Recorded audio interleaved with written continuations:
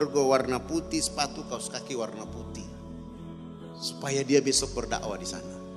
Kami naik ke pesawat, terbang 50 menit sampai ke sana. Saya sendiri berpikir bahwa di sana sudah ada airport, ternyata belum ada airport. Akhirnya kami dilepas pakai jaring satu persatu turun. Penumpang yang terakhir turun adalah si Khadijah.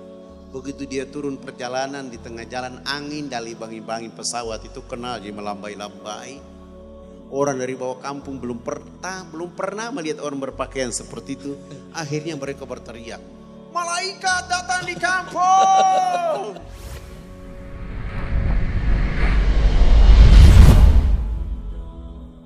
Kita juga melatih bagaimana yang akhwat ini bisa menjadi orang yang membuat rambut rebonding. Karena pengalaman rebonding dulu, saya membawa salah satu perempuan namanya Yakomina, dibawa ke Jawa Timur. Dia tinggal di sana selama 3 tahun 6 bulan. Kerjanya hanya ngaji masuk salon. Ngaji masuk salon. Ngaji masuk salon. Saya hitung 3 tahun 6 bulan itu menghabiskan biaya salon 23.775.000.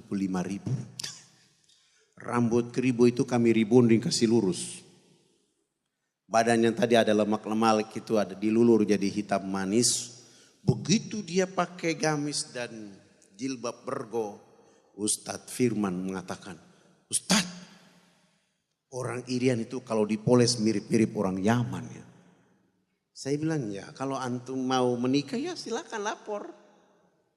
Dan subhanallah 5 hari kemudian Ustadz Firman menikah dengan perempuan Yakomina yang kami ganti nama dengan Khadijah. Masya Allah. Setelah menikah kita bawa pulang. Saya bilang haram hukumnya yang menikah perempuan Irian tinggal di Jawa. Harus bantu dakwah ke Irian. Begitu naik kapal sudah tiba ke lokasi 5 hari kemudian. Saya mulai berpikir, kalau jalan kaki ke kampungnya si Khadijah 12 hari, keringat 12 hari itu kan membuat dia bisa kembali ke habitatnya. Akhirnya saya bilang jangan. Biarlah kita rawat kecantikan 3 tahun 6 bulan ini jadi baiklah. Dengan metode la haula wala quwata illa menghadap Allah sepanjang hari. Alhamdulillah hari ke-53 dari kami berdoa, Allah menjawab dengan teman-teman angkatan udara mau ke sana. Saya lapor dan kami boleh ikut. Begitu naik, tapi sebelum berangkat saya sudah bilang sama suaminya, yang besok berdakwah adalah istri antum. Bukan saya, bukan antum. Karena kita sudah gagal. Supaya dakwah itu hidup, istri antum besok pakai gamis putih, jilbab bergo warna putih, sepatu kaos kaki warna putih. Supaya dia besok berdakwah di sana. Kami naik ke pesawat, terbang 50 menit sampai ke sana. Saya sendiri berpikir bahwa di sana sudah ada airport, ternyata belum ada airport. Akhirnya kami dilepas pakai jaring satu persatu turun. Penumpang yang terakhir turun adalah si Khadijah. Begitu dia turun perjalanan di tengah jalan, angin dari bangin-bangin pesawat itu kena jadi melambai-lambai. Orang dari bawah kampung belum pernah melihat orang berpakaian seperti itu. Akhirnya mereka berteriak, "Malaikat datang di kampung!" Orang dari semua arah kiri dan kanan lari datang melihat siapa gerangan yang datang. Lalu dia turun dan dia ceramah tapi pakai bahasa mereka yang tafsirnya begini. Ini benar, tafsirnya benar ini.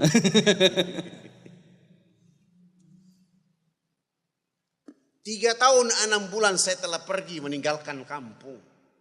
Mereka membuat saya menjadi manusia yang benar-benar beradab menjadi manusia. Hari ini saya bisa bicara seperti ini. Saya bisa berubah seperti ini. Karena peradaban Islam telah membuat saya menjadi manusia. Maka saya tidak boleh tinggal di kampung mereka. Saya harus datang ke sini menceritakan peradaban ini.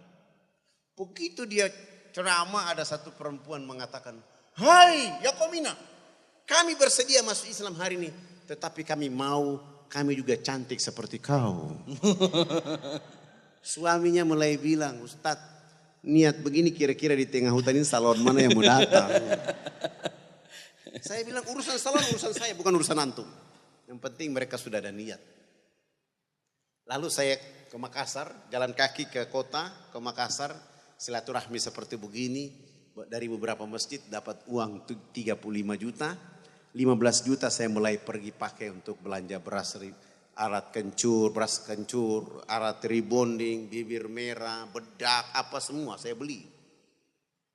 Lalu ada uang, masih ada sisa uang, saya bilang, salon mana yang bisa bantu dakwah? Alhamdulillah kami dapat kelompok Ibu Nurhayati Subagat. Akhirnya saya bilang sudah 3 bulan 10 juta lah bantu saya dakwah. Kami bawa para pekerja ini ke sana.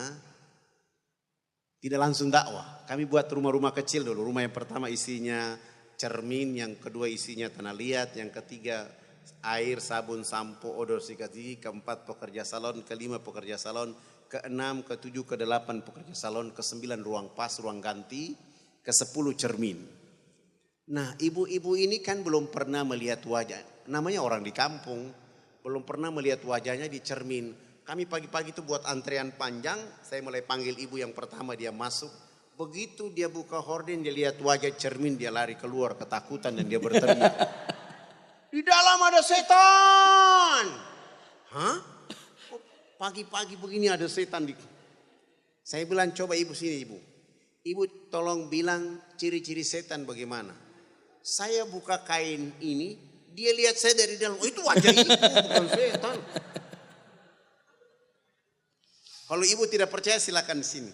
Saya buka itu horden, angkat tangan. Tangan siapa? Tangan saya. Itu ibu bukan setan. Pindah ke bilik kedua, tohara 6 kali. Bilik ketiga air, sabun, sampo. Lalu mereka dibersihkan. Subhanallah sampai bilik ke-8 keluar langsung pakai pakaian, gamis, rambut masih jabrik. Lihat di cermin akhirnya mereka ganti rambut dengan jilbab besar. Lalu mereka tengok cermin ke-10. 662 perempuan syahadat karena Allah dan Rasul. Masya Allah.